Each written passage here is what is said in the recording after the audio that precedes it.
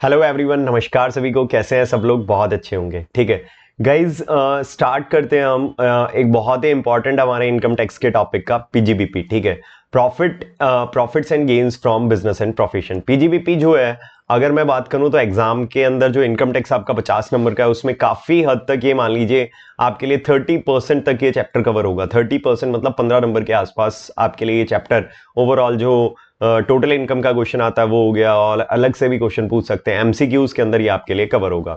तो आइए जी, पीजीबीपी की शुरुआत करते हैं बिना किसी टाइम वेस्ट के। और हाँ जी, अभी मैं पीजीबीपी के रिवीजन को 2 पार्ट्स में रखूंगा ताकि आप लोगों के लिए थोड़ा सा इजी रहे इसको रिवाइज करना। तो बहुत ध्यान से, बहुत कॉम्प्रहेंसिव रिवीजन रहेगा, तो प्लीज थोड़ा ध्यान से। साथ साथ में अगर आपके पास में नोट्स लिखे हुए हैं तो बहुत अच्छी बात है। अगर लिखे हुए नहीं है तो प्लीज कोशिश ये करना कि आप पीडीएफ वगैरह में या प्रिंट आउट वगैरह अपने साथ में रखें रिवाइज करते वक्त, तो थोड़ा इजी रहेगा और थोड़ा अच्छे से आपके लिए समझ में आ रहा होगी चीजें। तो आइए जी, प्लीज ध्यान से। सबसे पहले हमारे पास में पीजीबीपी में सेक्शन 28 से लेके 44 तक की डिस्कशन होगी। 28 चार्जिंग सेक्शन है। 44 जो है उसमें काफी सारी बातें हैं, जैसे 44 ए बी अलग है जिसमें टैक्स ऑडिट की बात करेंगे। 44 एडी, एडीए और एई अलग है जहां प्रिजम्पटिव बेसिस की बात की जाती है। 44 डबल ए जहां पे maintenance of books of accounts है। तो 44 के अंदर काफी सारी है, बट 28 है वो चार्जिंग सेक्शन है। इनकम जो है उसकी बात की जाएगी इस चैप्टर के अंदर सेक्शन 28 और 41 के अंदर। 28 के अंदर बता रखा है कॉम्प्रहेंसिवली कौन कौन सी इनकम है जिसपे टैक्स लगाया जाता है, और बेसिकली आपके लिए सेक्शन 41 में बात की जाएगी डीम्ड इनकम वगैरह के ऊपर। थोड़ी सी एक्सपेंसेस, खर्चे जो कि आपको अलाउ किए जाएंगे, उसकी बात होगी सेक्शन 30 से 38। अब मैं थोड़ा सा माइंड मैप कर देता हूं कि पीजीबीपी है क्या। हम अगर बिजनेस करके, या हम कोई प्रोफेशन करके, या हम कोई वोकेशन वगैरह परफॉर्म करके कोई पैसा कमाते हैं। ध्यान से, 3 चीजें: प्रोफेशन, बिजनेस और वोकेशन। प्रोफेशन मतलब जैसे फॉर एग्जांपल सीए हो गया, सीएस हो गया, अदर प्रोफेशंस हो गए, और बहुत सारे प्रोफेशंस हो गए। बिजनेस हो गया, बिजनेस करके अगर आप पैसा कमाते हो, एनी टाइप ऑफ ट्रेड, कोई भी टाइप ऑफ ट्रेड हो। वोकेशन, वोकेशन का मतलब है सिंपली आपने जो कोई काम किया वो रेगुलर बेसिस पे नहीं किया, कभी कभार कोई काम किया, तो वो कभी कभार करने वाले काम को भी आप जो है वो पीजीबीपी के हेड के अंदर, मतलब जैसे मान लीजिए आपने दिवाली पे सेल किए पटाखे सिर्फ। आप दिवाली टू दिवाली एक पटाखों की, मिठाइयों की स्टॉल लगाते हो और वहां पे पटाखे और ये मिठाई बेच करके आपने जो है वो पैसा कमा लिया। That is vocation. मतलब हमेशा का नहीं है, कभी कभार का है। और लेकिन ये जो पैसा आप कमा रहे हो ये पीजीबीपी के हेड में क्या रहेगा? टैक्सेबल रहेगा। Now how to calculate income under the head of PGBP. PGBP के हेड में इनकम कैलकुलेट कैसे करनी है, ये मेजर है हमारे लिए, बहुत मेजर बात है कि पीजीबीपी के हेड में इनकम को कैलकुलेट कैसे करोगे। तो बहुत ध्यान से समझिएगा, बहुत ध्यान से, बहुत बहुत बहुत ध्यान से। फर्स्ट ऑफ ऑल, जो भी आपके फाइनेंशियल अकाउंटिंग का प्रॉफिट है, फाइनेंशियल अकाउंटिंग का मतलब होता है जो भी आपने बुक्स ऑफ अकाउंट्स बनाई है, उस बुक्स ऑफ अकाउंट्स में जो भी प्रॉफिट है उस प्रॉफिट को उठाओ और उसमें कुछ चीजें ऐड करो और कुछ चीजें लेस करो। जैसे ही ये ऐड लेस करोगे आप income under the head of PGBP में आ जाओगे। अब ये income under the head of PGBP कैसे कैलकुलेट की जाएगी, इसमें क्या ऐड किया जाएगा, क्या लेस किया जाएगा, उसको बहुत ध्यान से देख करके चलते हैं। सबसे पहले ऐड पे बात करते हैं, क्या क्या चीजें ऐड की जाएगी। जो डेप्रिसिएशन आपने फाइनेंशियल अकाउंटिंग के अंदर लगाया है, जनरली हम फाइनेंशियल अकाउंटिंग मतलब कंपनीज एक्ट वगैरह फॉलो करते हैं, या कोई भी और भी आप रूल वगैरह फॉलो करते हो, तो जनरली वहां पे एसएलएम मेथड वगैरह फॉलो होते हैं। अब एसएलएम मेथड से जो डेप्रिसिएशन लगाया है वो वापस से ऐड कर दो अपने प्रॉफिट में, मतलब उसको रिवर्स कर रहे हैं। इनकम टैक्स का अपना डेप्रिसिएशन होगा वो माइनस करवाएंगे, तो डेप्रिसिएशन को ऐड बैक कर दीजिए।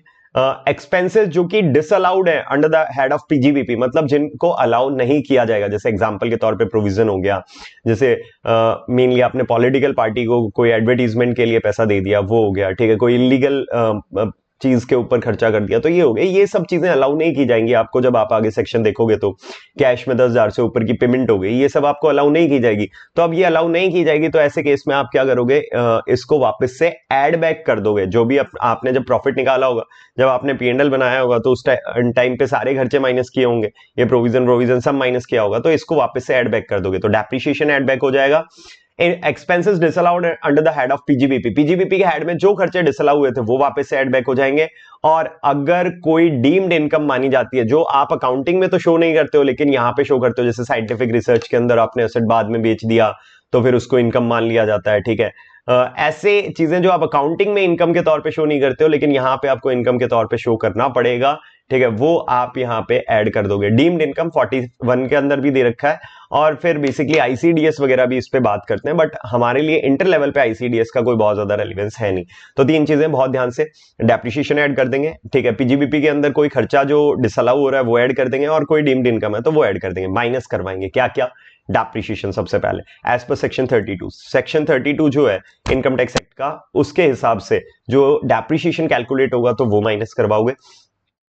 कोई और हेड की इनकम अगर आपने पीएनएल में मान लो हाउस प्रॉपर्टी की इनकम शो कर रखी है, रेंटल इनकम शो कर रखी है, आपने पीएनएल में जो है वो बेसिकली कोई प्रॉपर्टी बेची थी, उससे हुआ कैपिटल गेन शो कर रखा है, आपने पीएनएल के अंदर जो है इंटरेस्ट वगैरह की, डिविडेंड वगैरह की इनकम शो कर रखी है जो अदर सोर्सेज के, तो कोई और हेड की इनकम है जो आपके प्रॉफिट में इंक्लूडेड है तो उसको हटाओ। क्यों? क्योंकि यहां पे सिर्फ हम ऐसी इनकम की बात कर रहे हैं जो पीजीबीपी के हेड में क्या होगी, टैक्सेबल होगी, ठीक है, उसको आप यहां पे क्या करोगे, कंसिडर करोगे। फिर तीसरी बात आती है कि ऐसे खर्चे जो पीजीबीपी के अंदर क्या किए जाएंगे, आपको अलाउ किए जाएंगे, expenses allowed under the head of PGBP.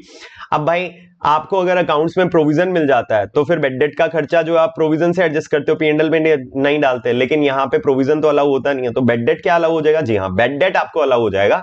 Bad debts जो है वो आप क्या करवा सकते हो, माइनस, मतलब ऐसे खर्चे जो आपको इस हेड में अलाउड है, जैसे फॉर एग्जांपल 35 एडी देखोगे तो 35 एडी में कैपिटल एक्सपेंडिचर भी अलाउ हो जाता है, तो अब कैपिटल एक्सपेंडिचर अलाउड है तो वो भी माइनस करवा दोगे। सेक्शन 35 में आपको कैपिटल एक्सपेंडिचर अलाउ हो जाता है तो वो कैपिटल एक्सपेंडिचर जो अलाउ हो जाता है वो माइनस करवा दोगे, लेकिन अकाउंट्स में तो कैपिटल एक्सपेंडिचर अलाउ होते नहीं है तो वो तो माइनस हो नहीं रखे होंगे। ये वो खर्चे हैं जो पहले से, ध्यान रखना, ये वो खर्चे हैं जो पहले से क्या नहीं हो रखे हैं आपके प्रॉफिट में से माइनस, नहीं, जो माइनस हो रखा है उसको दोबारा तो नहीं करोगे माइनस, ये वो खर्चे हैं जो आपके पहले से प्रॉफिट में माइनस नहीं हो रखे, उसको आप यहां से क्या करवा दोगे, माइनस करवा दोगे। होपफुली इतनी बात समझ आती है। फिर आपके लिए कोई और एक्स्ट्रा डिडक्शंस वगैरह आपको मिलनी है, चाहे वो 35 एडी की डिडक्शन हो, कोई और आपको एडिशनल डिडक्शंस वगैरह अलाउ की जाती हैं, ठीक है, इन केस ऑफ कंपनीज वगैरह आप फाइनल में एक्स्ट्रा पढ़ोगे तो वहां पे और भी अलाउ की जाती है, तो वो माइनस करोगे तो फिर आपके इनकम आ जाएगी under the head of PGBP, ठीक है। ये कैलकुलेशन करने का तरीका है। पढ़ना क्या क्या है, ठीक है, सबसे पहले तो ये पढ़ना है कि इनकम क्या है, फिर ये पढ़ना है कि भाई खर्चे, खर्चों के अंदर हमारे पास में काफी सारी लिस्ट आएगी, फिर अलाउंस, मतलब क्या चीज अलाउ हो जाती है, कब अलाउ हो जाती है, डिसअलाउंस, ठीक है, डिसअलाउंस के बारे में पढ़ना है, फिर कुछ लीगल रिक्वायरमेंट्स, चाहे टैक्स ऑडिट कब होगा, ठीक है, फिर आपके लिए बात आएगी कि बेसिकली प्रिजम्पटिव बेसिस वाला टॉपिक आ जाएगा, तो ये एक आध छोटे मोटे टॉपिक फिर उसके बाद में आएंगे, लेकिन ये मेजर है हमारे लिए। सबसे पहले बिजनेस का मतलब क्या होता है, कोई भी इकोनॉमिक एक्टिविटी जो रेगुलर बेसिस पे की जाए, प्रॉफिट मोटिव के लिए की जाए, वो जो है वो बिजनेस होता है। लेकिन पीजीबीपी की हेड के अंदर एक मेजर बात है, यहाँ पे कोई भी इकोनॉमिक एक्टिविटी हो प्रॉफिट मोटिव के लिए की जा रही है ना, वो सब बिजनेस है, रेगुलर बेसिस की भी जरूरत नहीं है, ठीक है। एक सिंगल ट्रांजेक्शन कैन ऑल्सो भी कंसिडर बिजनेस, एक सिंगल ट्रांजेक्शन भी है ना तो उसको क्या कंसिडर किया जाएगा, बिजनेस कंसिडर किया जाएगा, ध्यान रख करके चलना, ठीक है। कैसे कैलकुलेट करोगे, मतलब मेथड क्या रहता है, एक्रूअल बेसिस रहता है या फिर जो है वो कैश बेसिस रहता है, जो आप फाइनेंशियल अकाउंटिंग में फॉलो कर रहे हो ना वही मेथड होगा, वो आइदर एक्रूअल भी हो सकता है, आइदर मर्केंटाइल भी हो सकता है और कैश भी हो सकता है, ठीक है। एक्रूअल और मर्केंटाइल एक ही बात है और कैश बेसिस है, तो वो आपके लिए दोनों में से जो असेसी फॉलो कर रहा है, जो असेसी फॉलो कर रहा है ना वही हम क्या कर लेंगे, एक्सेप्ट कर लेंगे, मान लेंगे, कोई दिक्कत नहीं है। और ये बात यहां नहीं, ये बात अदर सोर्सेज में भी है, मतलब जो मेथड असेसी फॉलो कर रहा है वो हम भी क्या कर लेंगे, फॉलो कर लेंगे, सिंपल सी बात है। फाइनेंशियल अकाउंटिंग में जो असेसी ने फॉलो किया है वही हम पीजीबीपी में फॉलो कर लेंगे, बात खत्म। अब भाई कौन कौन सी इनकम इस हेड के अंदर टैक्सेबल होती है, तो भाई बिजनेस की इनकम हो गई, प्रोफेशन की इनकम हो गई, वोकेशन की इनकम हो गई, ये सब टैक्सेबल होती है, ठीक है, taxable under the head of PGBP, सब जो है वो आपके लिए यहाँ पे टैक्सेबल होगी, ठीक है। बिजनेस, प्रोफेशन, वोकेशन, चाहे डायरेक्ट इनकम हो चाहे इंसिडेंटल इनकम हो। इंसिडेंटल का मतलब होता है कि जैसे मान लीजिए आपको क्रेडिटर ने कोई गिफ्ट दे दिया, ठीक है, सप्लायर ने कोई गिफ्ट दे दिया, अब सप्लायर से ये मिला गिफ्ट जो है वो आपकी बिजनेस की इनकम मानी जाएगी, इंसिडेंटल इनकम मानी जाती है, ठीक है। इंसिडेंटल मतलब बिजनेस की वजह से मेरे को ये इनकम हुई है, ठीक है। आपने जैसे मान लो पार्टनर है, एक पार्टनर फर्म से रिटायर हो रहा है, तो पार्टनर फर्म से रिटायर हो रहा है तो जो पार्टनरशिप फर्म है ना उसको फर्म जैसा ही दूसरा बिजनेस वो ओपन ना कर ले, उसको काम वो सेम काम ना कर ले, इसके लिए हम क्या कर रहे हैं, उसको कुछ पैसा दे रहे हैं। अब वो जो पैसा दे रहे हैं वो पार्टनर के लिए पीजीबीपी के हेड में क्या होगा, टैक्सेबल होगा। रीजन क्या है, क्योंकि भाई वो पार्टनर को वो पैसा इसलिए मिल रहा है क्योंकि वो बिजनेस कर रहा था, ठीक है, और उस बिजनेस को वो दोबारा ना करे इस वजह से वो पैसा मिल रहा है, तो वो बिजनेस की इंसिडेंटल इनकम हो गई, जो बिजनेस वो पहले कर रहा था उसकी इंसिडेंटल इनकम हो गई। अब बिजनेस जो है वो दो तरीके के होते हैं, लेकिन ये दो तरीके को बांटने का हमारा रीजन है। देखो प्रोफेशन वगैरह में कोई दो तरीका नहीं बांटा गया, लेकिन बिजनेस को बांटा गया। एक होता है स्पेक्युलेटिव बिजनेस और एक होता है नॉन स्पेक्युलेटिव बिजनेस। देखो इनकम को कैलकुलेट करना या प्रॉफिट को कैलकुलेट करने का मेथड बिल्कुल सेम रहेगा, इनकम हो चाहे प्रॉफिट हो। प्रॉफिट निकालने का तरीका वही रहेगा जो हमने ऊपर देखा अभी, जो चीजें पढ़ी, जिसमें फाइनेंशियल अकाउंटिंग का जो प्रॉफिट है उसके अंदर जो चीजें कुछ ऐड हो जाएंगी कुछ लेस हो जाएंगी। तरीका वही है, स्पेक्युलेटिव हो चाहे नॉन स्पेक्युलेटिव हो। फिर इन दोनों को अलग अलग क्यों किया गया? देखो method of calculation of income और प्रॉफिट इज सेम, बट ठीक है, स्पेक्युलेटिव बिजनेस का लॉस जो है वो कभी नॉर्मल बिजनेस के लॉस से सेट ऑफ नहीं हो सकता। स्पेक्युलेटिव बिजनेस का लॉस जो है वो सिर्फ 4 साल के लिए क्या हो सकता है? कैरी फॉरवर्ड हो सकता है। तो दो मेजर बात, स्पेक्युलेटिव बिजनेस में होने वाला लॉस किससे नहीं होगा? Non speculative. स्पेक्युलेटिव मतलब सट्टेबाजी है, जैसे हॉर्स रेसिंग का बिजनेस है आपका, ठीक है, आप जो है वो लॉटरी वगैरह खिलवा रहे हो, तो इस टाइप के जो बिजनेस आप कर रहे हो ना, जो कि मतलब हमारे समाज के अंदर जिसको थोड़ा सा नीचे दर्जे का देखा जाता है, ठीक है ना, ऐसे बिजनेस को जनरली स्पेक्युलेटिव बोलते हैं। ध्यान रखना, शेयर मार्केट वगैरह के काम को स्पेक्युलेटिव नहीं बोला जाता है, डेरिवेटिव वगैरह को स्पेक्युलेटिव नहीं बोला जाता है। हाँ, लेकिन ये चीज ध्यान रखना, सिंपल है, जैसे मान लीजिए मेरा बिजनेस ही शेयर मार्केट का है, तो मेरे लिए वो वाला ट्रांजेक्शन स्पेक्युलेटिव नहीं है। अगर मेरा बिजनेस शेयर मार्केट का नहीं है, मेरा तो बिजनेस किसी और चीज का, फिर मैं शेयर मार्केट में इन्वेस्ट कर रहा हूं, तो फिर वो मेरे लिए कैपिटल गेन्स में चला जाता है, ठीक है ना। ये चीज आपको ध्यान में रख करके चलनी है। तो अब बात हमारे लिए ये आती है कि सिंपल है, शेयर मार्केट का सिंगल ट्रांजेक्शन और वो सब है, तो वो तो कैपिटल गेन में चले जाते हैं, बट क्या शेयर मार्केट का बिजनेस ही है, मेरा फाइनेंस का बिजनेस ही है, तो क्या वो स्पेक्युलेटिव होगा? नहीं जी नहीं, वो स्पेक्युलेटिव नहीं होगा। नॉर्मल ध्यान में रख करके चलना, डेरिवेटिव वगैरह, फॉरवर्ड ट्रांजेक्शंस वगैरह, ये भी स्पेक्युलेटिव में नहीं आते हैं। स्पेक्युलेटिव बिजनेस का लॉस, हॉर्स रेसिंग वाला एग्जांपल दिया मैंने, लॉटरी वगैरह का आपको एग्जांपल दिया, तो ये आपके स्पेक्युलेटिव बिजनेस हो गए। तो स्पेक्युलेटिव बिजनेस में आ गया बेसिकली आपका ट्रेडिंग वगैरह जो आप करते हो शेयर मार्केट पे, वो भी स्पेक्युलेटिव में ही आता है। तो लॉस जो हो रहा है आपको बिजनेस के अंदर, स्पेक्युलेटिव बिजनेस में, वो सेट ऑफ नहीं हो सकता, can only be set off against the profit of speculative business. किसके अगेंस्ट के प्रॉफिट में सेटअप होगा? वो स्पेक्युलेटिव बिजनेस से हुए प्रॉफिट के अगेंस्ट में वो क्या हो सकता है? सेटअप हो सकता है। लॉस ऑफ दिस बिजनेस मतलब नॉन स्पेक्युलेटिव बिजनेस, कोई भी नॉर्मल बिजनेस है उसका, ये किसी भी बिजनेस के अगेंस्ट में सेटअप हो सकता है। तो नॉन स्पेक्युलेटिव स्पेक्युलेटिव के अगेंस्ट भी सेटअप हो जाएगा, और नॉन स्पेक्युलेटिव के अगेंस्ट में भी हो जाएगा। मतलब जैसे नॉर्मल बिजनेस है, किराने का दुकान है आपकी, या फिर कोई भी ऐसा मैन्युफैक्चरिंग का बिजनेस है, तो वो मैन्युफैक्चरिंग बिजनेस में अगर लॉस होता है ना, तो वो आपके हॉर्स रेसिंग वाले से सेटअप हो जाएगा, लेकिन हॉर्स रेसिंग वाला कभी मैन्युफैक्चरिंग से नहीं होगा। तो मैन्युफैक्चरिंग का लॉस मैन्युफैक्चरिंग से तो होगा ही होगा, लेकिन वो मैन्युफैक्चरिंग वाला लॉस जो है वो हॉर्स रेसिंग वाला लॉटरी बिजनेस से भी आपका सेटअप हो जाएगा। बट लॉटरी बिजनेस का जो लॉस है वो आपके मैन्युफैक्चरिंग से सेटअप नहीं होगा, ये चीज ध्यान में रख के चलना।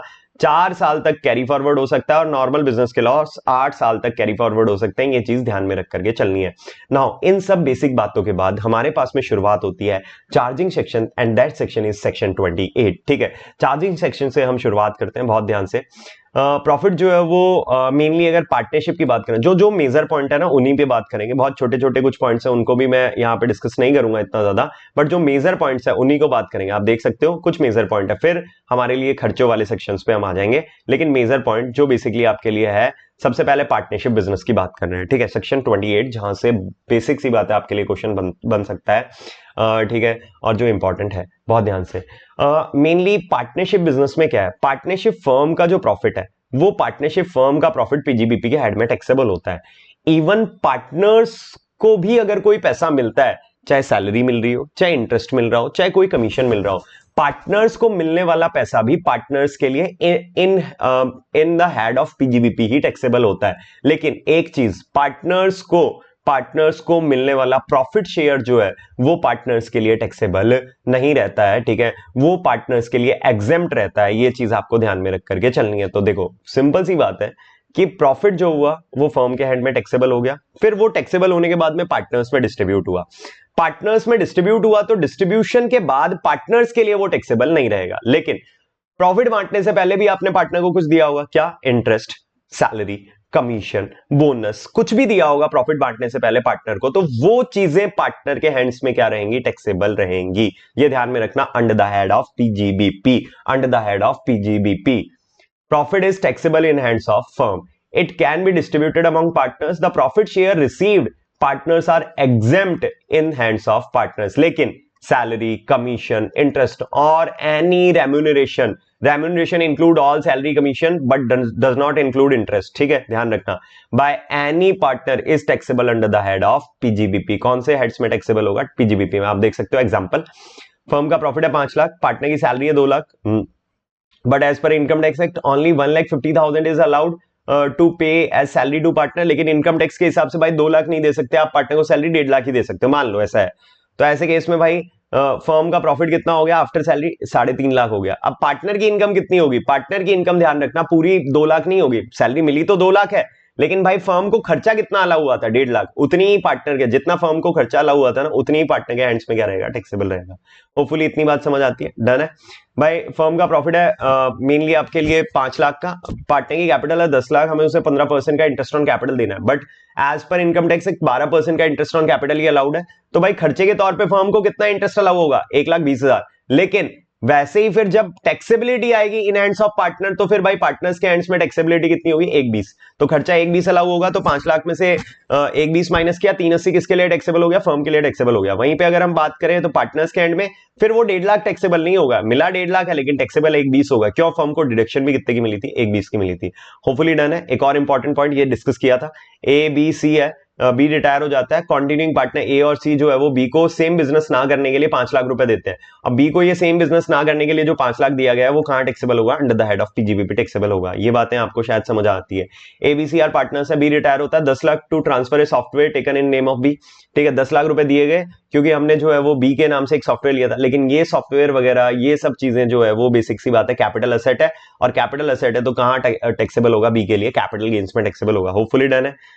एक और पॉइंट, पार्टनरशिप फर्म है, ए बी सी है, ठीक है, सी रिटायर होता है, कौन रिटायर हो रहा है, सी रिटायर हो रहा है, don't share our production technology, production की टेक्नोलॉजी शेयर मत करना, किसी को बताना मत, इसके लिए 7 लाख रुपए दिए, ये 7 लाख पीजीबीपी, क्यों, देखो बिजनेस के रिगार्डिंग जो चीज है, बिजनेस कर रहे हैं, ठीक है ना, बिजनेस के रिगार्डिंग, अब सॉफ्टवेयर था बी के नाम से तो बी से खरीदा है वो सॉफ्टवेयर, तो बी के लिए वो कैपिटल गेन्स में टैक्सेबल हो रहा है, लेकिन यहां तो प्रोडक्शन टेक्निक मत शेयर कर देना, हमारा वे ऑफ बिजनेस किसी को मत बता देना, हम आपको रोक रहे हैं, या आप खुद से बिजनेस मत करने लग जाना, तो ऐसे केस में फिर जो भी पैसा आप पार्टनर को मुंह बंद रखने के लिए दे रहे हो वो पीजीबीपी के हैंड में क्या हो जाएगा, टैक्सेबल हो जाएगा। होपफुली डन है। सेक्शन 28 की इंपॉर्टेंट बात, कीमैन इंश्योरेंस पॉलिसी, अब बहुत ध्यान से देखोगे आप तो कीमैन इंश्योरेंस पॉलिसी का कॉन्सेप्ट वापस से पूरा रिवाइज करवाता हूं आपको, सैलरी भी रिवाइज करवाया था तब भी बात करी थी मैंने इसकी, तो पूरा कीमैन इंश्योरेंस पॉलिसी का मतलब होता है भाई आपने जो है अपने जैसे बिजनेस कर रहे हैं, हम एम्प्लॉयर हैं, और हम एम्प्लॉयर हैं तो हमने हमारे एम्प्लॉय के नाम से, जैसे फॉर एग्जांपल अगर मैं आपको बात करूं यहाँ पे, तो हमारे पास में एक एम्प्लॉय काम कर रहा है, मान लो सपोज दैट एग्जांपल के तौर पे सोहेल काम कर रहा है।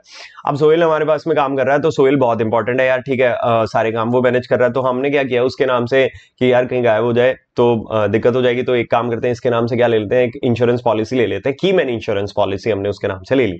अब ये जो कीमैन इंश्योरेंस पॉलिसी ली, इसका प्रीमियम हम पे कर रहे हैं, और प्रीमियम हम पे कर रहे हैं तो भाई इसकी हमें डिडक्शन मिलती है पीजीबीपी के हेड में, ठीक है। अब कीमैन इंश्योरेंस पॉलिसी का at the time of maturity या फिर at the time of some mishappenings वगैरह जो भी पैसा मिलेगा, ठीक है, वो पैसा एम्प्लॉय जो है उसको भी मिलेगा, और या फिर एम्प्लॉय के जो फैमिली मेंबर्स है उनको भी मिलेगा, या और हम एम्प्लॉयर को भी मिलेगा।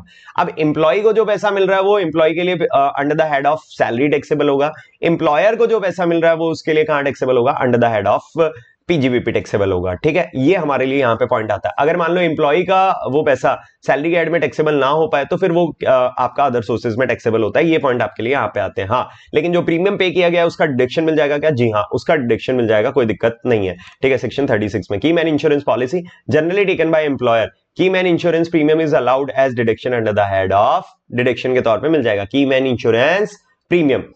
Claim received by employ family members taxable under the head of salary, claim received by employer कहां टैक्सेबल हो जाएगा आपके लिए, पीजीबीपी में। होपफुली डन है। कैपिटल कैपिटल असेट अगर स्टॉक इन ट्रेड में कन्वर्ट हो जाए, कैपिटल असेट क्या हो जाए, स्टॉक इन ट्रेड में कन्वर्ट हो जाए, तो भाई कैपिटल असेट जिस दिन स्टॉक इन ट्रेड में कन्वर्ट हुआ है, तो जिस दिन कन्वर्ट हुआ उस दिन की जो एफएमवी है, और जब आप सेल करोगे उसको, ठीक है ना, जिस दिन वो कन्वर्ट हुआ उस दिन की जो एफएमवी है उसको आप कॉस्ट मानोगे, और जब सेल करोगे तो उस कॉस्ट और सेल प्राइस के बीच, एफएमवी को कॉस्ट मानेंगे जिस दिन वो कन्वर्ट हुआ, और जिस दिन आप उसको सेल कर रहे हो तो जो सेल प्राइस है और कॉस्ट है उसके बीच की इनकम जो है वो पीजीबीपी के हेड में टैक्सेबल होगी, और एफएमवी और कॉस्ट ऑफ एक्विजिशन जो है वो कैपिटल गेन में टैक्सेबल होगा। Difference between the sale price of the stock and FMV on the date of transfer taxable under the head of PGBP, difference between FMV on the date of transfer और cost of acquisition taxable under the head of capital gains. Hopefully done है। अगर उल्टा हो जाए, stock in trade capital asset में convert हो जाए, तो भाई आपके लिए स्टॉक इन ट्रेड की कोई कॉस्ट होगी, कॉस्ट ऑफ परचेज होगी और एफएमवी होगी जिस दिन कन्वर्ट हो रहा है। तो कॉस्ट ऑफ परचेज और एफएमवी के बीच की जो डिफरेंस है वो पीजीबीपी में टैक्सेबल हो जाएगा। फिर जो ये एफएमवी है यही कॉस्ट ऑफ एक्विजिशन बन जाएगी, और यही कॉस्ट ऑफ एक्विजिशन बन जाएगी तो भाई जो आपके लिए फुल वैल्यू ऑफ कंसिडरेशन होगी, सेल कंसिडरेशन होगी, और उसमें से ये जो कॉस्ट ऑफ एक्विजिशन है, जो एफएमवी कॉस्ट ऑफ एक्विजिशन बनी थी, उस एफएमवी जिसको आपने कॉस्ट ऑफ एक्विजिशन बनाया था, उन दोनों के बीच का डिफरेंस जो है वो कहां टैक्सेबल हो जाएगा, कैपिटल गेन्स में टैक्सेबल हो जाएगा। होपफुली मेरे शब्दों को बहुत ध्यान से आपने सुना होगा तो समझ आया होगा बहुत ध्यान से, ये इंपॉर्टेंट भी था। चलिए जी, इन्हीं मेजर बातों के साथ में अब आगे बढ़ते हैं, और दैट इज सेक्शन 30 जो खर्चों का सेक्शन आएगा। 28 के बाद 30 आया, सीधा 29 नहीं आया। 29 जो है वो यही बताता है कि भाई आपके लिए पीजीबीपी के हेड के अंदर इनकम कैसे कैलकुलेट करते हैं, वो हमने पहले ही डिस्कस कर लिया था कि पीजीबीपी के हेड में इनकम कैलकुलेट करनी कैसे है। आइए जी, सेक्शन 30 जो है वो बात करता है लैंड एंड बिल्डिंग की insurance, rent, rate, taxes, repairs वगैरह, मेंटेनेंस वगैरह के बारे में। ठीक है, तो अगर आपके लिए यहाँ पे मैं बहुत मोटा मोटी बात करूं तो ये खर्चा, अगर मान लो आपने रेंट की बात करें तो रेंट जो है अलाउ हो जाएगा। ठीक है, रेंट नाम का खर्चा अगर आप टेनेंट हो तो अलाउ होगा, ओनर को रेंट अलाउ नहीं होगा। ठीक है ना, टेनेंट को रेंट अलाउ हो जाएगा। Expenses allowable as owner of property used for business, business के लिए यूज किया है। ठीक है, आप ओनर हो तो रेंट आपको अलाउ नहीं होगा। अगर आप टेनेंट हो, ठीक है ना, टेनेंट हो प्रॉपर्टी के अंदर तो रेंट आपको अलाउ हो जाएगा। हाँ जी, डन है। अगर पार्टनरशिप है और आप पार्टनर हो और आपने अपनी प्रॉपर्टी बिजनेस को दे रखी है तो फिर उस केस में पार्टनरशिप फर्म को जो है वो क्या हो जाएगा, वो रेंट अलाउ हो जाएगा, कोई दिक्कत नहीं है, क्योंकि पार्टनरशिप फर्म के नाम से नहीं है, वो प्रॉपर्टी पार्टनर के नाम से है। कोई local rate, municipal tax, insurance कुछ भी पे किया वो अलाउ हो जाएगा एज ए एक्सपेंस। ठीक है, सेम बात है, इनको भी अलाउ हो जाएगा, टेनेंट को भी। रिपेयर्स अलाउ हो जाएगी, यहां पे भी रिपेयर्स अलाउ हो जाएगी अगर टेनेंट ने खुद से वो खर्चा बियर किया है। कैपिटल एक्सपेंडिचर अलाउ नहीं होता है, डेप्रिसिएशन मिल जाता है कैपिटल एक्सपेंडिचर का। सेम कहानी है, कैपिटल एक्सपेंडिचर अगर टेनेंट ने भी किया है तो उसे अलाउ नहीं होगा, लेकिन हाँ डेप्रिसिएशन मिल जाएगा। ठीक है, if property is used by assessee for partly business purpose and partly other purpose then the only property mainly अपने जो प्रॉपर्टी प्रपोर्शनेट पार्ट है वो अलाउ होगा डिडक्शन के तौर पे। मतलब जैसे मान लीजिए आधी प्रॉपर्टी जो है वो आप अपने रेजिडेंशियल पर्पस के लिए यूज कर रहे हो और आधी जो है वो बिजनेस के लिए यूज कर रहे हो, तो अब उस पर जो भी टैक्स गया, म्युनिसिपल टैक्स गया, उसका हाफ पार्ट जो है वही आपको अलाउ होगा एज ए डिडक्शन और आधा पार्ट अलाउ नहीं होगा। होपफुली इतनी बात समझ आती है। Now the section 31 repair, insurance, rent of plant, machinery and furniture, इन सब पे है। ठीक है, 31 लैंड एंड बिल्डिंग पे था, 31 है प्लांट एंड मशीनरी और फर्नीचर वगैरह पे। अलाउ क्या होगा और क्या अलाउ नहीं होगा, बहुत ध्यान से। Allowable expenses to owner, allowable expenses to tenant. Rent owner को अलाउ नहीं होगा, टेनेंट को अलाउ हो जाएगा, सिंपल सी बात है भाई। रेंट की वही कहानी, पार्टनरशिप फर्म है तो फिर वही है, पार्टनरशिप फर्म को अलाउ हो जाएगा अगर पार्टनर का असेट है तो। रिपेयर वगैरह अलाउ हो जाएगा, बट रेवेन्यू नेचर के रिपेयर अलाउ होंगे, रेवेन्यू नेचर के होंगे, कैपिटल नेचर के अलाउ नहीं होंगे, उस पर डेप्रिसिएशन क्लेम करना। इंश्योरेंस अलाउ हो जाएगा, generally allowed on actual payment basis. Insurance actual payment basis 43B लग जाएगा, इंश्योरेंस अलाउड हो जाएगा यहाँ पे। एक्सपेंडिचर ऑन रिकंस्ट्रक्शन और replacement is considered as capital expenditure, so they do not allowed as deduction. तो रिकंस्ट्रक्शन हुआ, रिप्लेसमेंट हुआ, इन सब का देखो जे भाई साहब ये कैपिटल एक्सपेंडिचर माना जाएगा, इनका डेप्रिसिएशन क्लेम करना इसको हम सेक्शन 31 में अलाउ नहीं करवाएंगे। तो बहुत इजी थे सेक्शन 30 और 31। रेंट, टेनेंट है तो अलाउ हो जाएगा, ओनर है तो नहीं अलाउ होगा। रेट, टैक्सेस वगैरह टेनेंट और ओनर दोनों को अलाउ हो जाएगा अगर पे किया तो और बियर कर रहा है। ठीक है, रिपेयर, इंश्योरेंस सबको अलाउ हो जाएगा अगर बियर किया, बस रेवेन्यू नेचर का होना चाहिए, कैपिटल नेचर का होगा तो अलाउ नहीं होगा, उसका डेप्रिसिएशन मिलेगा। Now we have to comes on the depreciation major. भाई डेप्रिसिएशन मेजर सेक्शन है, सबसे मेजर सेक्शन, सबसे बड़ा सेक्शन है इस चैप्टर का, और बहुत ध्यान से और बहुत आराम से इसको कवर करने की कोशिश करेंगे। बहुत ध्यान से अगले थोड़ी देर के लिए बहुत ध्यान से फोकस्ड होकर के बैठ जाना है। सबसे पहले WDV मेथड मेजर है डेप्रिसिएशन कैलकुलेट करने का। मैं आपको यहां पे ये सारी चीजों डिस्कस करने से पहले आपसे नॉर्मल अलाउएबिलिटी ऑफ डेप्रिसिएशन की बात कर लेता हूं, और फिर केसेस वगैरह की बात कर लेंगे, केसेस ऑफ डेप्रिसिएशन की बात कर लेंगे। सबसे पहले नॉर्मल बातें कर लेता हूं मैं डेप्रिसिएशन की, बहुत ध्यान से।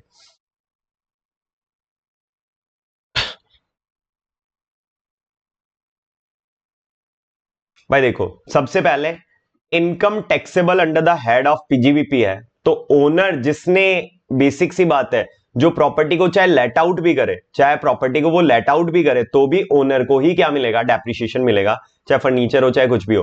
Depreciation on these asset are allowed as deduction under section 32।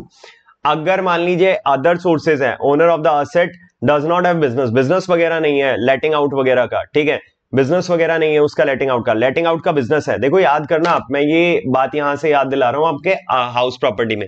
आपने देखा होगा हाउस प्रॉपर्टी के अंदर कि भाई जिनका बिजनेस ही प्रॉपर्टी लेट आउट करने का है, जिनका बिजनेस ही प्रॉपर्टी लेट आउट करने का है, तो उनकी बात हाउस प्रॉपर्टी में नहीं कही गई थी, उनकी बात पीजीबीपी में। अब जिनका बिजनेस ही प्रॉपर्टी लेट आउट करने का है उनके लिए टैक्स कहां लगेगा, पीजीबीपी के हेड में लगेगा।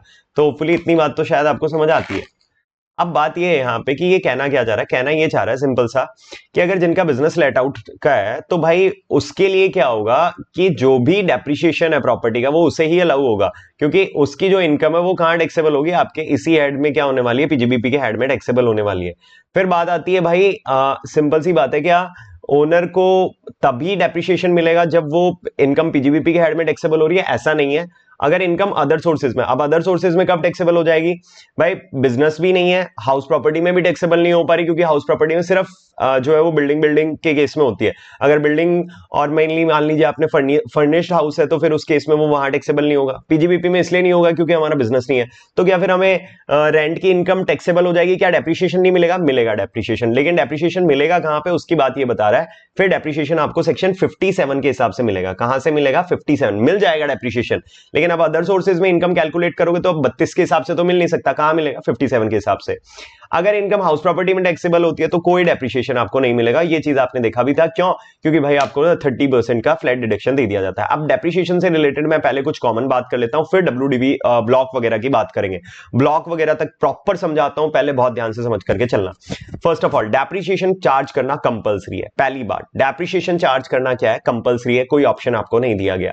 ऐसा इसलिए है क्योंकि आप अपनी चॉइस के हिसाब से क्या करोगे, जिस साल प्रॉफिट होगा डेप्रिसिएशन चार्ज कर लिया, जिस साल नहीं हुआ नहीं करोगे। तो ऐसा ऐसा ना करो, इसलिए डेप्रिसिएशन चार्ज करना आपके लिए कंपलसरी है। दूसरी बात, जो डेप्रिसिएशन जो है वो सिर्फ ओनर को ही मिलेगा, टेनेंट को नहीं मिलेगा, अनटिल और अनलेस टेनेंट ने कोई कैपिटल एक्सपेंडिचर ना किया हो। हाँ, टेनेंट ने अगर कोई कैपिटल एक्सपेंडिचर किया तो टेनेंट को भी डेप्रिसिएशन अलाउ करवा दिया जाएगा। तीसरी बात, भाई डेप्रिसिएशन उसी एसेट पे मिलेगा जो आपने बैंकिंग मोड से पेमेंट करके खरीदा है, अगर एसेट 10,000 से ऊपर का है तो, ठीक है। अगर 10,000 से ऊपर का है और आपने कैश में पेमेंट किया है तो हम उसको आपके ब्लॉक में ऐड नहीं करने देंगे, और ब्लॉक में ऐड नहीं करने देंगे इट मींस सिंपल सी बात है कि उस पर आपको डेप्रिसिएशन नहीं मिलेगा। डेप्रिसिएशन जो आपको अलाउ किया जाएगा वो कुछ रेट्स हमें यहाँ पे दे रखे हैं, उन रेट्स के हिसाब से अलाउ करवाया जाएगा, ये चीज ध्यान रखना। रेट्स भी मैं आपको रिवाइज करवा देता हूँ, क्या क्या रेट्स हैं डेप्रिसिएशन के अंदर। बिल्डिंग में हमारे लिए 3 केस है। पहला केस है भाई अगर रेजिडेंशियल पर्पज के लिए बिल्डिंग यूज हो रही है तो 5%, अगर कमर्शियल पर्पज के लिए बिल्डिंग यूज हो रही है तो 10%, और अगर टेम्परेरी स्ट्रक्चर है तो 40%, ठीक है, ध्यान रखना। मेनली फर्नीचर और फिटिंग्स है तो 10% हो गया, फर्नीचर्स वगैरह पे, ठीक है। इंटेंजिबल एसेट है तो 25% हो गया, ठीक है। फिर आता है आपके लिए चौथी category plant and machinery. Plant and machinery में जनरल प्लांट एंड मशीनरी है तो 15%, अगर मोटर कार है तो 15 और 30%, अगर मोटर कार नॉर्मल पर्पज के लिए यूज हो रही है 15%, अगर वो किराए पे चलाई जा रही है तो 30%, मोटर कार वगैरह या फिर मोटर व्हीकल वगैरह जो भी आपके लिए, यहाँ पे आ गया मोटर कार मेजरली। फिर आपके लिए कोई भी ऐसा मेनली अपने बुक्स वगैरह हुआ, कंप्यूटर सॉफ्टवेयर और कंप्यूटर वगैरह हुआ, तो इन सब पे बेसिकली आपको 40% का डेप्रिसिएशन अलाउ करवा दिया जाएगा। तो ये मेजर है जिनको आपको क्या रख के चलना है, ध्यान में रख के चलना है। बाकी अगर कोई और आ भी गया तो उसके लिए आपको रेट गिवन होगा, ये चीज ध्यान में रखिएगा। चलिए जी, इतनी बात आपको समझ आती है, ये रेट्स ध्यान में रख करके चलनी है। अब हमारे लिए मेजर बात आती है, क्या क्या अकाउंटिंग की तरह यहां पे भी उतने ही पीरियड का डेप्रिसिएशन मिलेगा क्या जितने पीरियड के लिए हमने असेट को यूज किया है? तो नहीं, देखो डेप्रिसिएशन मिलेगा उस साल से जिस साल में आपने असेट को पहली बार पुट टू यूज किया है। रेडी टू यूज पे जनरली नहीं मिलता है, पुट टू यूज से आपको डेप्रिसिएशन मिलता है, लेकिन कुछ कंडीशन में रेडी टू यूज पे भी डेप्रिसिएशन आपको अलाउ करवा दिया जाएगा। और वो कंडीशन क्या है रेडी टू यूज वाली? सिंपल सी बात है, रेडी टू यूज वाली कंडीशन हमारे पास में है वो ये है कि भाई जैसे फायर एक्सटिंग्विशर हो गया, ठीक है, तो फायर एक्सटिंग्विशर ऐसा है जिसको हम यूज नहीं कर रहे हैं लेकिन वो रेडी टू यूज है, तो भी उसका डेप्रिसिएशन आपको मिल जाएगा। क्योंकि भाई अब यूज तो तब करेंगे ना जब आग लगेगी, ठीक है। अब आग लगी नहीं तो ऐसा थोड़ी ना है कि भाई उसका खर्चा हमें अलाउ ना करे, तो फायर एक्सटिंग्विशर का डेप्रिसिएशन मिल जाएगा। और विदाउट यूज भी, अगर आपने उसको यूज नहीं किया, तो रेडी टू यूज के बेसिस पे भी कुछ सर्टेन सर्कमस्टांसेस में आपको डेप्रिसिएशन दे दिया जाएगा, लेकिन दिया उस साल से दिया जाएगा जनरली जिस साल में आपने पहली बार पुट टू यूज किया है।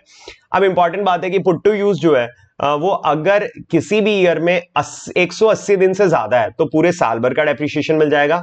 अगर 180 दिन से बेसिकली आपका कम है, बेसिक सी बात ध्यान रखना, 180 या उससे ज्यादा दिन के लिए तो पूरे साल का मिल जाएगा, 180 दिन से कम है तो भाई सीधी बात है कि आपके लिए जो डेप्रिसिएशन है वो हाफ हो जाएगा। अगर सिंपल रेट 10% है तो 5% का डेप्रिसिएशन मिलेगा, अगर रेट जो है वो 40% है तो 20% का डेप्रिसिएशन मिलेगा। तो होपफुली डन है। बहुत ध्यान से वापस से भाई, डेप्रिसिएशन जो है वो आपको अगर 180 दिन से ज्यादा आपने या 180 या उससे ज्यादा दिन के लिए आपने पुट टू यूज रखा किसी एसेट को उस साल में, जब पहली बार पुट टू यूज किया तो उस साल में अगर 180 या उससे ज्यादा दिन के लिए आपने पुट टू यूज रखा तो आपको क्या होगा, बेसिक सी बात है, पूरे साल भर का डेप्रिसिएशन क्या हो जाएगा, अलाउ हो जाएगा। 180 दिन से कम है तो आपको हाफ ईयर का डेप्रिसिएशन अलाउ किया जाएगा। ये चीज आपको ध्यान में रख करके चलनी है। अब ये जो हाफ ईयर का डेप्रिसिएशन आपको अलाउ करवाया जा रहा है, बहुत ध्यान से, हाफ ईयर का डेप्रिसिएशन अलाउ किया जा रहा है, ये हाफ ईयर वाली बात उसी साल में लगेगी जिस ईयर में आपने असेट को एक्वायर किया है। अगर इस साल में, जैसे मान लीजिए मैंने एक्वायर 22-23 में किया और पुट टू यूज 23-24 में कर रहा हूं, तो फिर 23-24 में मेरे को ये 180 दिन वाली कंडीशन चेक करने की जरूरत नहीं है। फिर मेरे को पूरे साल भर का डेप्रिसिएशन मिल जाएगा, चाहे मैंने दिसंबर में पुट टू यूज किया हो, चाहे इवन मैंने मार्च में ही 23-24 मतलब 2024 मार्च में ही पुट टू यूज किया हो, तो भी पूरे साल का डेप्रिसिएशन मिल जाएगा। तो 22-23 में आपने एक्वायर किया और 22-23 में ही अगर पुट टू यूज करते तो फिर 180 दिन वाली बात देखनी थी, अदरवाइज 180 दिन वाली बात देखने की जरूरत नहीं है। तो होपफुली इतनी बात आपको समझ आती है।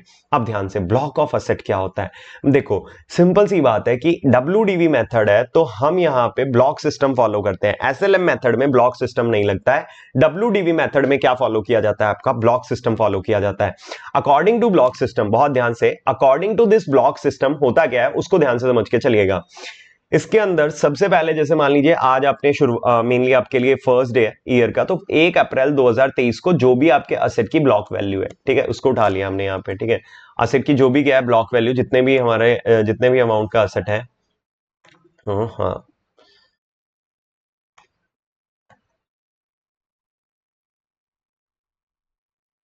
चलिए जी, सिंपल आपके लिए जितने भी अमाउंट का असेट है, एक मिनट यार, जितने भी अमाउंट का असेट है 1 अप्रैल को, तो वो 1 अप्रैल को असेट जो भी है आपके पास में 1 अप्रैल 2023, क्योंकि 23-24 हमारे लिए रेलिवेंट प्रीवियस ईयर है, परचेज ऑफ असेट इसमें ऐड करते जाओगे। जितना भी परचेज है पहले वो वाले परचेज ऐड करोगे जिसपे आपने 180 दिन से ज्यादा या 180 दिन उसको यूज किया एसेट को, फिर 180 दिन से कम वाला, फिर ऐसे असेट भी ऐड करोगे। ध्यान रखना ब्लॉक में वो असेट भी ऐड होंगे जो पुट टू यूज, खरीदे तो गए हैं पिछले साल में लेकिन पुट टू यूज नहीं हुए, ऐड वो भी होंगे, ठीक है। फिर इसके बाद में क्या होगा, आप माइनस करोगे, सेल प्राइस माइनस करोगे। ध्यान रखना जो भी सेल वैल्यू है, जितने भी आपने एसेट बेचा वो सेल वैल्यू यहां से माइनस करोगे। और अगर स्लम सेल 50B के अंदर अगर कोई एसेट ट्रांसफर कर दिया है तो उसकी WDV, ध्यान रखना 50B वाले की WDV माइनस करोगे। उसकी ध्यान रखना सेल वैल्यू तो होगी नहीं आपके पास, तो WDV माइनस करवाते हैं, और ये माइनस करने के बाद WDV आ जाती है 31 मार्च 2024 को। इस पे डेप्रिसिएशन लगता है, दो कैटेगरी में लगेगा, एक पे पूरे साल भर का और एक पे अगर 180 दिन से कम पुट टू यूज है तो फिर वो 50% डेप्रिसिएशन लगेगा, वो जोड़ के माइनस करोगे, फिर नेट WDV बच जाएगी 31 मार्च 2024 को। ये हो गया आपके लिए ब्लॉक सिस्टम। मेजर है डेप्रिसिएशन कैलकुलेट करने के लिए हमेशा ब्लॉक सिस्टम। क्या करेंगे, ओपनिंग WDV, इसमें सारे परचेज 3 कैटेगरी में आ गए। परचेज जो 180 दिन या उससे ज्यादा यूज हो रहे हैं, परचेज जिसका 180 दिन से कम यूज हुआ है, परचेज ऑफ असेट जो बेसिकली पिछले साल पुट टू यूज ही नहीं हुए, डन है। फिर सेल माइनस करवाओगे, सेल जो भी एसेट बेच दिए इस साल इस ब्लॉक से रिलेटेड। ब्लॉक कैसे डिसाइड होगा, सेम रेट ऑफ डेप्रिसिएशन और सेम क्लास ऑफ असेट है तो ऐसे ब्लॉक आप डिसाइड करते हो, उनको एक कैटेगरी में रख के चलते हो। WDV उन असेट्स का माइनस करवाओगे जो स्लम सेल के अंदर सेल कर दिए गए थे सेक्शन 50B में, फिर डेप्रिसिएशन लगा करके नेट WDV निकाल लोगे। फिर ये अलाउएबिलिटी पे बात कर ली थी। अब आ जाते हैं सेक्शन 50C, जिसकी हम यहाँ पे डिस्कशन कर लेते हैं। 50C मतलब कौन सा पार्ट जो है वो कैपिटल गेन में टैक्सेबल होगा, कौन सा PGBP में। बहुत ध्यान से, एक असेट है जिसकी WDV मेनली 560 है, एक नहीं 4 असेट है, सॉरी 4 असेट्स हैं जिनकी WDV मिला करके 1 अप्रैल 2023 को 560 थी। खरीद लिए 2 असेट और 6 लाख रुपए के, टोटल 1160 के 6 असेट हो गए। बेच दिए 3 असेट, 7 लाख माइनस किया, बचे 4,60,000। WDV जो बच गई 31 मार्च 2024 को वो कितनी बच गई, 4,60,000 रुपए। Depreciation to be charge on this amount, और इस 460 पे क्या चार्ज किया जाएगा, आपका डेप्रिसिएशन चार्ज किया जाएगा। सिंपल, ये हो गया पहला केस। लेकिन दूसरा केस, 560 4 असेट थे, 6 लाख में मेनली 2 असेट खरीदे, 11,60,000 के 6 असेट हो गए। 3 असेट बेच दिए और 12 लाख में बेच दिए, और ये ज्यादा में बेच दिए जी हाँ। और वे जो अब WDV तो नहीं लोगे, ब्लॉक एग्जिस्ट है। ब्लॉक क्यों एग्जिस्ट कर रहा है, क्योंकि तीन ही असेट बेचे हैं, 6 थे, देखो 6 असेट थे, 3 बेचे हैं, ब्लॉक एग्जिस्ट कर रहा है, ब्लॉक है, लेकिन ब्लॉक की वैल्यू नील हो गई है। ठीक है भाई, 40,000 ज्यादा हुआ, प्रॉफिट हुआ, वो आपका शॉर्ट टर्म कैपिटल गेन कहलाएगा। ध्यान रखना, डेप्रिशिएबल असेट पे होने वाला इनकम, डेप्रिशिएबल असेट को बेच करके जो फायदा होता है वो शॉर्ट टर्म कैपिटल गेन होता है, कभी भी लॉन्ग टर्म नहीं हो सकता। 40,000 रुपए वहां टैक्सेबल हो जाएंगे। कैटेगरी थर्ड, हमारे पास में 5,60,000, 6,00,000, 11,00,000, 60,000 सारे एसेट बेच दिए भाई, 6 एसेट बेच दिए भाई, 6 और बेचे 10,00,000 में, नुकसान हो गया यहाँ तो जी हाँ 1,60,000 का।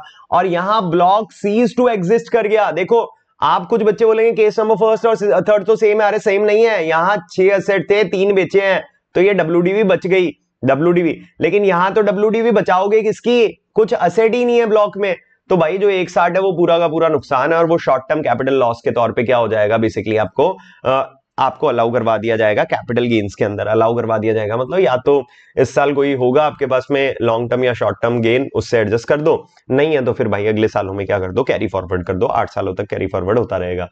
टर्मिनल डेप्रिसिएशन और बैलेंसिंग चार्ज आता है जब एसएलएम मेथड लगता है पावर सेक्टर में। जनरली आपको मेनली पावर सेक्टर, जो पावर जनरेशन, पावर डिस्ट्रीब्यूशन और पावर ट्रांसमिशन का काम करते हैं, उनके लिए ही आता है।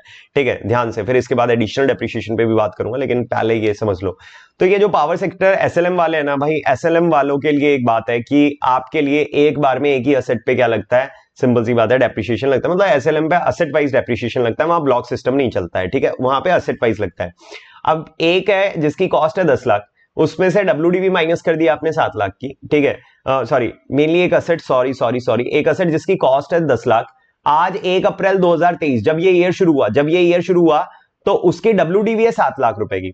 खरीदा था, आज से हो सकता है 2 साल पहले खरीदा हो 10,00,000 में, उसकी 7,00,000 रुपए आज डब्ल्यूडीवी है, इसमें बेच दिया उसको 6,00,000 में, तो भाई 1,00,000 बच गया। और ये जो 1,00,000 बच गया ये हमारा नुकसान है, और इसको टर्मिनल डेप्रिसिएशन मान करके आप अपने पीजीबीपी के हेड के अंदर डेबिट साइड में पीएनएल में शो कर देंगे। मतलब आप ऑब्वियसली बात है अपने इनकम में से माइनस करवा दोगे। केस सेकंड, भाई असेट है, सेकंड नहीं पहले थर्ड देखना, असेट है 10,00,000 का, डब्ल्यूडीवी बची 7,00,000, आपने उसको बेच दिया 9,00,000 में, 7 का 9 में बेचा, 2,00,000 का जो प्रॉफिट हुआ वो पीजीबीपी के हेड में टैक्सेबल होगा। क्या ये कैपिटल गेन में नहीं जाएगा? नहीं, एसएलएम मेथड है, यहां पे कैपिटल गेन में नहीं जाएगा। तो कब जाएगा कैपिटल गेन में? केस 2 देखो, डब्ल्यूडीवी 7,00,000 थी, बेच 11 में दिया, तो प्रॉफिट हुआ 4,00,000 का। अब ये जो 4,00,000 का प्रॉफिट है till the amount of cost, 10,00,000 की जो कॉस्ट ना, till the amount of cost, तो ये कहां टैक्सेबल होगा? पीजीबीपी में, बैलेंसिंग चार्ज के तौर पे। और जो कॉस्ट से ऊपर 1,00,000 रुपए ले लिए वो कहां टैक्सेबल होगा? आपका शॉर्ट टर्म कैपिटल गेन के तौर पे, आपके लिए under the head of capital gain taxable हो जाएगा। तो होपफुली ये बातें समझ में आनी चाहिए आपको कि कब जो है वो कैपिटल गेन में जाएगा और कब पीजीबीपी में रह जाएगा। तो डब्ल्यूडीवी मेथड के अंदर तो पीजीबीपी में रहना ही नहीं है, कैपिटल गेन में ही जाएगा। अब एक एडिशनल डेप्रिसिएशन पे और मैं थोड़ी सी बात कर लेता हूं। तो एडिशनल डेप्रिसिएशन अलाउ किया जाता है उन सब कंसर्न्स को जो मैन्युफैक्चरिंग में एंगेज्ड है। मैन्युफैक्चरिंग के अंदर आपके लिए प्रिंटिंग वालों को भी रखा गया है, ध्यान रखना। मैन्युफैक्चरिंग के अंदर आपके पावर डिस्ट्रीब्यूशन, ट्रांसमिशन और मेनली आपका पावर जनरेशन वालों को भी रखा गया है। इनको जिस साल में आपने असेट पुट टू यूज किया है पहली बार, उस साल में आपको एडिशनल डेप्रिसिएशन अलाउ किया जाता है 20%।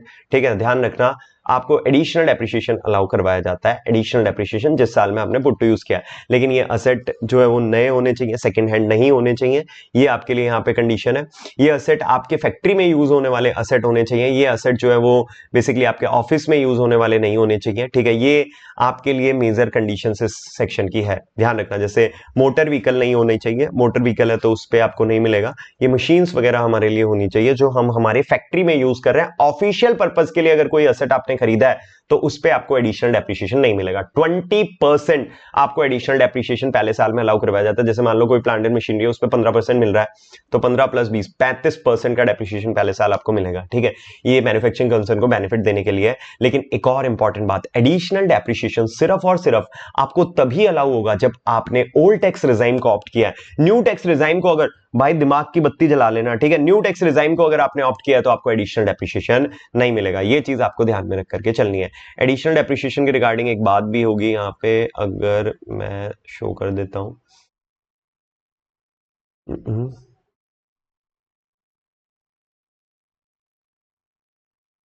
तो आ गई डब्ल्यूडीवी।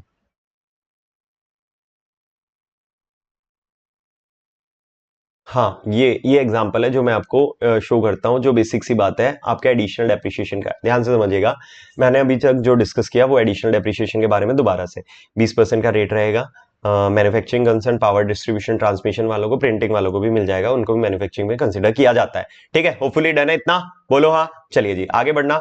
इसके बाद हमारे पास में आती है बात यहाँ पे कि भाई क्या 180 दिन वाली कंडीशन भी यहाँ पे लगेगी? जी हाँ, 180 दिन वाली कंडीशन भी लगेगी, लेकिन 180 दिन की कंडीशन लगी और आपने 180 दिन से कम पुट टू यूज रखा एसेट इस साल, तो आपको 10% ही मिलेगा, 20% नहीं मिलेगा, लेकिन बचा हुआ जो 10% है वो अगले साल मिल जाएगा आपको। ठीक है, अलाउ हो जाएगा, ऐसा नहीं है अलाउ नहीं होगा, अगले साल हो जाएगा, लेकिन आपको अलाउ तभी होगा एडिशनल डेप्रिसिएशन जब बेसिकली आप जो है ओल्ड टैक्स रिजाइम को, कौन से टैक्स रिजाइम को? ओल्ड टैक्स रिजाइम को जो है वो क्या करते हो? ऑप्ट करते हो। अगर आपने ओल्ड टैक्स रिजाइम ऑप्ट नहीं करी तो आपको एडिशनल डेप्रिसिएशन नहीं मिलेगा। ठीक है, अगर आप न्यू टैक्स रिजाइम में आ जाते हो। अब कई बार क्या होता है, बहुत ध्यान से एक एग्जांपल देखना। ठीक है, 2 लाख रुपए का आपकी प्लांट एंड मशीन की डब्ल्यूडीवी थी, जो मेनली आपने सॉरी परचेज की 1 जून 2022 को। ओपनिंग डब्ल्यूडीवी नील है, 2 लाख की, आपने 180 दिन से ज्यादा है तो 2 लाख की होगी। ठीक है, इसमें से 30,000 का नॉर्मल डेप्रिसिएशन माइनस किया, एडिशनल डेप्रिसिएशन 20% दैट इज 40,000 का माइनस किया, डब्ल्यूडीवी बच गई 1 लाख।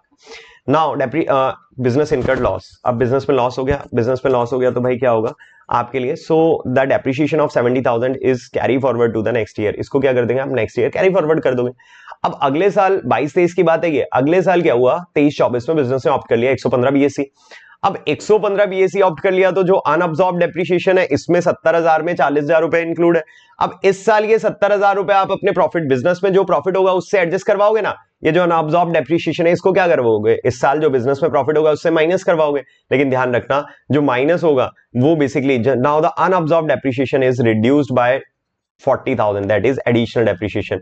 तो अनअब्सॉर्ब्ड अब बेसिक सी बात है 70 नहीं रहेगा, अब वो घट करके कितना हो जाएगा? 30 ही हो जाएगा। ठीक है, रीजन सिंपल है कि एडिशनल डेप्रिसिएशन अब आपको अलाउ नहीं करवाया जाएगा। लेकिन हाँ, ऐसा नहीं है भाई आपके लिए नुकसान करवा दे, नुकसान नहीं करवाएंगे हम। आपकी डब्ल्यूडीवी जो है 1 अप्रैल 2023 को आपकी न्यू डब्ल्यूडीवी हो जाएगी 1,30,000 प्लस 40,000, मतलब डब्ल्यूडीवी बढ़ के कितनी हो गई? 170 हो गई।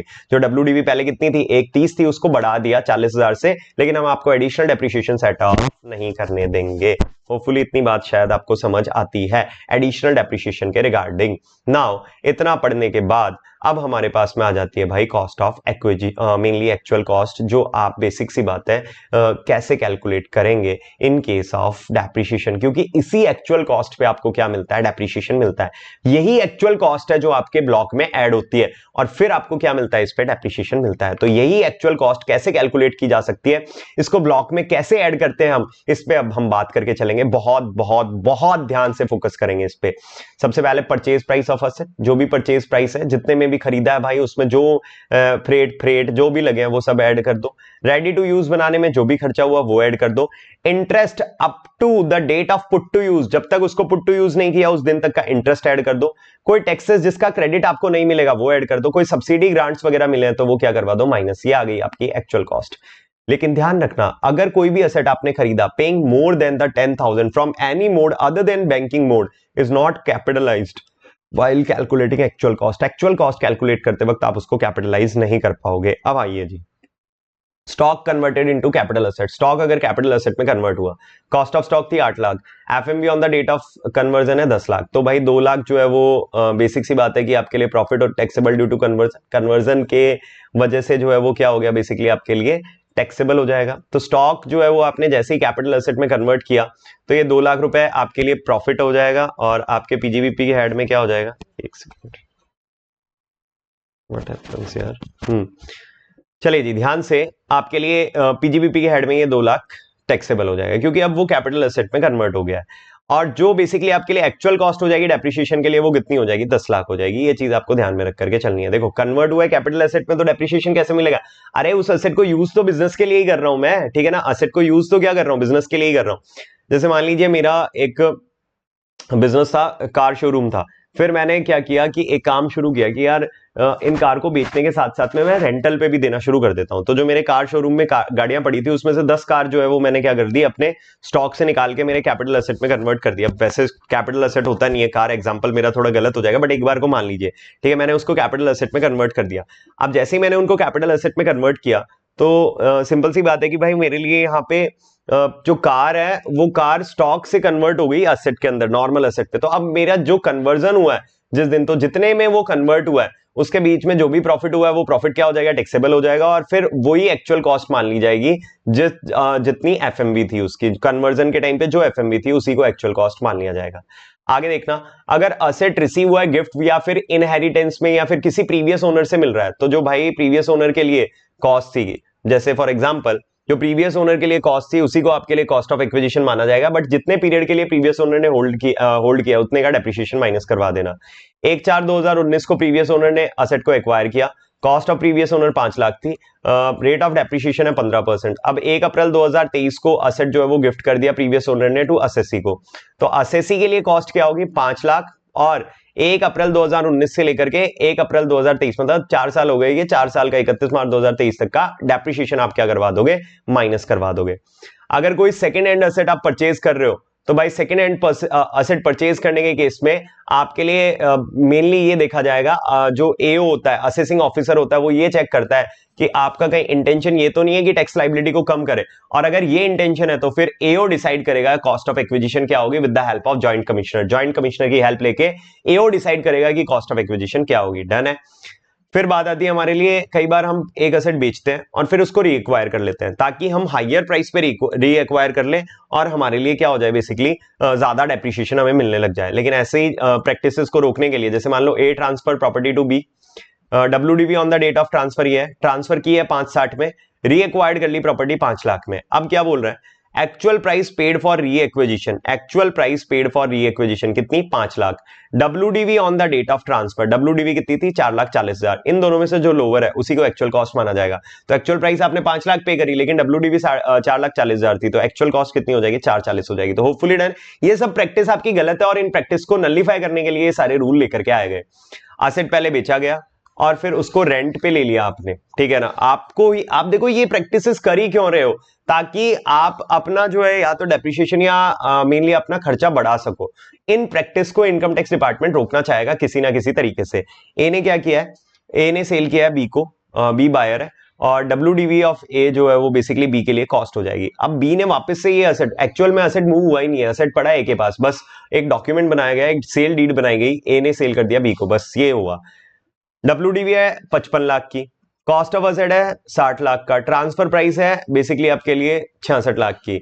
भाई यहां पे सीधी सी बात है कि क्या कॉस्ट ऑफ एक्विजिशन होगी बी के लिए, 55 लाख रुपए। क्या कॉस्ट ऑफ एक्विजिशन होगी बी के लिए, 55 लाख रुपए, ये देखा जाएगा। ठीक है, क्यों ऐसा हो रहा है, क्योंकि भाई ये सिर्फ इसलिए हो रहा है, ये सारे प्रोसेस आपने इसलिए कैरी आउट कर रहे हैं कि भाई हमें तो कम डेप्रिसिएशन मिल रहा है, मैं अगर ये एसेट बी को ट्रांसफर कर दूंगा और बी मेरा जानने पहचानने वाला या दोस्त है, उसको ज्यादा डेप्रिसिएशन मिलेगा क्योंकि मैं तो उसे महंगा बेचूंगा।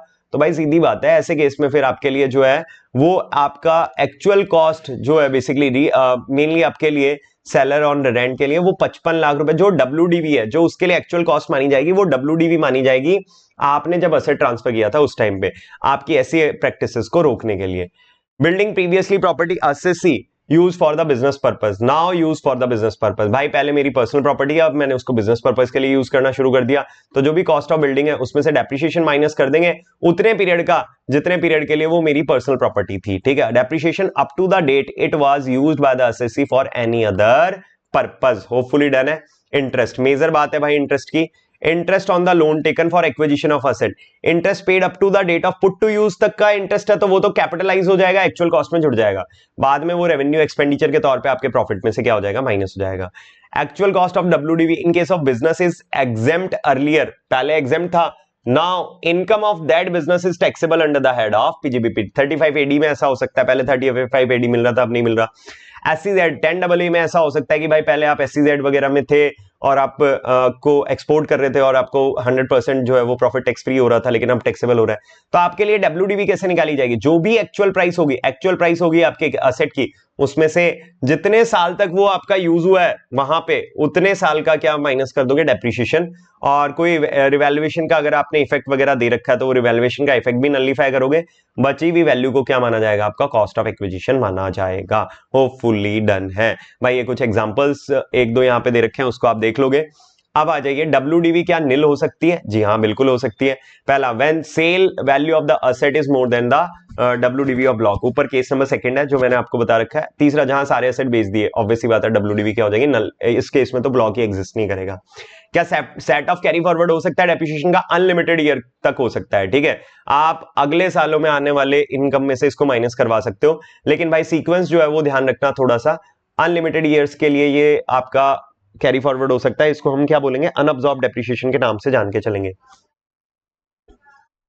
आपके लिए क्या इसका सीक्वेंस रहेगा, सबसे पहले करंट ईयर का डेप्रिसिएशन आपको अलाउ होगा, मतलब जो प्रॉफिट है ना उसमें से कैसे आपको अनअब्सॉर्ब डेप्रिसिएशन माइनस करने दिया जाएगा। जैसे मान लो इस साल आपका इतना लॉस हो गया कि आप डेप्रिसिएशन सेट ऑफ नहीं कर पा रहे हो, अनअब्सॉर्ब डेप्रिसिएशन हो गया, अगले साल आपने ट्रांसफर कर दिया। अब अगले साल के प्रॉफिट में से माइनस करवाओगे, लेकिन सीक्वेंस, अगले साल के प्रॉफिट में से पहले अगले साल का डेप्रिसिएशन माइनस होगा। फिर अगर कोई लॉस है ब्रॉड फॉरवर्डेड, लॉस सेटअप होगा। लॉस को सेटअप इसलिए करवाना है क्योंकि 8 ईयर के लिए कैरी फॉरवर्ड होता है, डेप्रिसिएशन तो अनलिमिटेड ईयर्स के लिए हो सकता है। लास्ट में जो अनअब्सॉर्ब डेप्रिसिएशन है वो क्या करवाओगे, आप सेट ऑफ करवाओगे। सेटअप जो है, setup of unabsorb depreciation is allowed even if the business is close down by the SSC. Business बंद होने पर भी आपको सेट ऑफ अलाउ करवा दिया जाता है। होपफुली इतनी बात आपको समझ आनी चाहिए। भाई कुछ एग्जांपल्स हैं, जरूर से इसे इन एग्जांपल्स को देख लेना। होपफुली इतनी बातें आप कवर कर लोगे, ठीक है, जितना मैंने अभी डिस्कस किया। होपफुली इतनी बातें, सबसे इतनी रिक्वेस्ट है कि इतनी बातें आप कंप्लीट कर लोगे। अब इसका अगला पार्ट मैं कल ही आपसे शेयर कर दूंगा, और कल आपसे इसका अगला पार्ट आपको मिल जाएगा। तो पहले ये पार्ट कंप्लीट कर लो, प्रॉपर अच्छे से पढ़ लो, पीजीबीपी इंपॉर्टेंट है। फिर कल नेक्स्ट पार्ट कवर कर लेना, ठीक है, इसको पढ़ लेना। फिर लगातार जो है वो मोस्ट प्रोबेबली अगर आप एक हफ्ता भी लगाओगे, एक हफ्ते के अंदर क्वेश्चन के साथ में परफेक्ट तरीके से पीजीबीपी किया जा सकता है। परफेक्ट तरीके से बोल रहा हूं, 15 नंबर जेब में, ठीक है ना, 15 नंबर जेब में। अब आपके साइड से है ये, आपको मेहनत करना है। इतना पार्ट जो है वो डन है, नेक्स्ट पार्ट आपको कल मिल जाएगा।